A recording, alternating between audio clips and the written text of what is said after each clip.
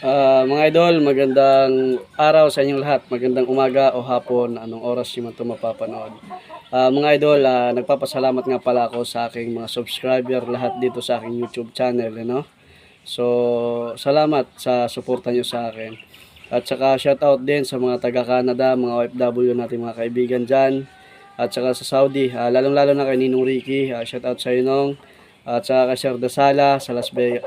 Maraming salamat din sa pagtitiwala niya sa akin, At saka kay Kuya Fernando na nasa Africa ngayon na nagtatrabaho. Thank you for watching po, Kuya Fernando. Maraming salamat kay Bro Tribal, kay G Maninding. Maraming salamat din sa pagtiwala sa pag-abil ng trayo. So, ngayon mga idol, kaya tayo nagbablog, nagbibideo. Unang-una po, doon sa mga nag-message sa akin, naghahanap ng mga breeding materials. Breeding materials ko po dito is limited lang po mga idol. At saka about naman sa mga shipment, hindi po ako nagsishipping ng tawid dagat. Kasi nga po, iniiwasan natin yung manok, maganda sa picture. Pagdating sa buyer natin is pangit na, payat na, kasi nga sa stress, pagod, and then sobrang init pa dito sa Pilipinas ngayon. Kaya sobrang hirap, kaya hindi ako nag-shipment talaga, no? So I hope maintindihan ako ng mga followers ko dito. So marami nagme-message, nagko-comment dito sa YouTube. Nagpapasalamat naman ako kasi may mga nagko-comment kahit papano. So may mga nanonood sa aking video. Kumusta na daw yung mga manok natin, kumusta na ako, wala pa ba akong mga laban.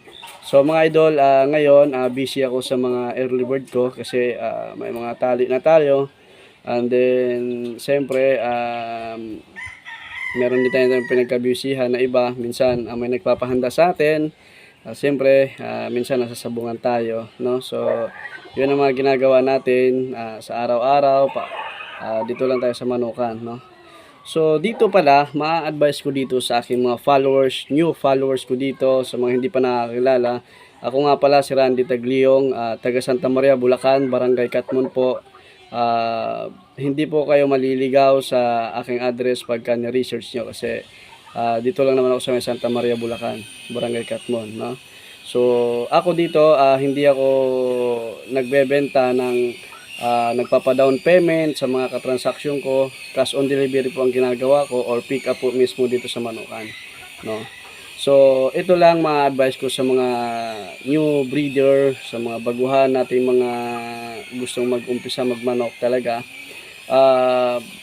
Bilihan na naman ng mga breeding materials. So mga idol, ma-advise ko lang sa inyo, piliin nyo talaga na bibili kayo ng breeding materials sa isang seryoso na breeder, no? So at saka yung nakikita nyo rin na battle tested din talaga mga manok nila, hindi rin pangkaraniwang yung manok nila, no? So yun lang. And then sa pag-selection naman, kailangan talaga sa pag-select medyo mapili kayo talaga dahil alam nyo ngayon ang manok halos same bloodline na lang naman, pero ang pinag-uusapan natin dito yung quality. Pag-uusapan natin yung quality, ano bang quality? Yung bang dalawang araw mo nang halos binabalik-balikan tingnan yung manok, hindi nagbabago yung postura, hindi nagbabago yung figura, and then sa SPAR is talagang may galing talaga, no? So lalo na pagdating ng laban, yun lang ang may advice ko. Sa mga inahin naman, although hindi naman natin ma-SPAR, pero pagka bibili kayo ng mga inahin, dapat tingnan nyo rin yung mga kapatid ng babae kung ano ang itsura. Kasi minsan may magagandang babae, magagandang pulits, pero yung mga kapatid sobrang pangit pala, no?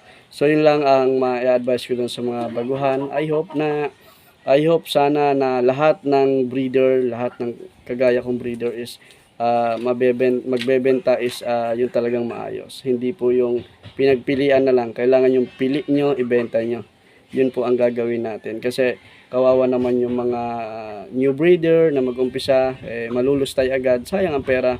Like mga OFW, alam mo yung mga OFW, sobrang ano ako sa kanila kasi minsan nakikipag-video call sila sa akin, minsan naghihingi ng advice.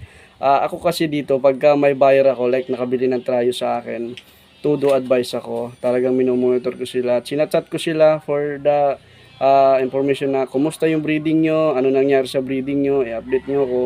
Sasabihin sa akin na okay naman sir, maganda naman yung mga palaki namin ngayon, may naitali na kami.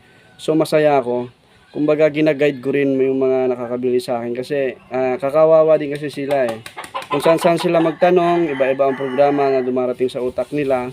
So hindi nila alam kung paano ang gagawin nila. Kaya doon sa mga buyer ko na mga nakabili sa akin, maraming salamat sa pagtitiwala nyo sa akin at sa pag-update nyo sa akin sa mga palahi nyo, sa mga laban, may talo, may panalo. So masaya ko kasi alam nyo kasi sa performance talaga ako nagbabase ng mga manok ko. Hindi talaga doon sa pagka nanalo nga manok ko, papapos ko lang sa performance, hindi pa nga ako masaya doon eh. Gusto ko yung challenge. Challenging yung manok ko talaga. Kasi marami akong mga kaibigan na nakakapanood sa mga bawat labang ko. Like sa Apalit, shout out sa mga tropa natin dyan, taga Apalit, Pampanga, taga Santa Monica, shout out dyan sa mga taga Santa Monica. Sobrang suportado ako ng mga ano natin dyan, mga kapwa natin sa bungero. Pagka kasi tunay kang sa bungero, suportado ka ng mga kapwa mo, no? So minsan, pag natatalo ka, hindi ka nila masyado kinikibo. Pero pag nanalo ka, kinikibo ka ng mga yan. So, wag natin hangaran na puro panalo. Kailangan may talo rin tayo para magkaroon tayo ng lesson. Kasi hindi tayo matututo hanggat hindi tayo natatalo, no? So mga idol, yun lang ang update. Ganito lang video natin ngayon kasi mahirap na. Hindi ako nagpapakita ng manok na dito sa YouTube para maiwasan yung mga scam na yan, ha? Yun lang, good vibes lang tayo dito mga idol. Magandang umaga. Comment lang kayo, sa shoutout ko kaya kung tagasan kayo mga idol, ano? Yun lang, good morning po. Ingat palagi.